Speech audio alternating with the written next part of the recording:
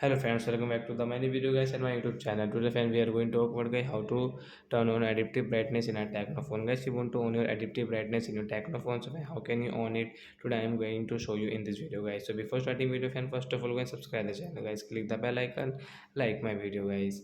So first of all guys open your phone setting to turn on your adaptive brightness. So when we will on our phone setting, and friends you can see this type of setting in your Tecno phone. So how can you on your adaptive brightness setting in your Tecno mobile guys? Scroll it.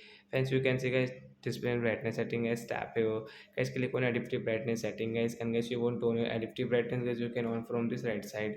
So adaptive brightness will on, and friends your brightness will decrease and decrease automatic in your Tecno mobile. So guys you can use your adaptive brightness setting like that. So that's it guys, thanks for watching the video guys. We will meet to next video guys with new topic.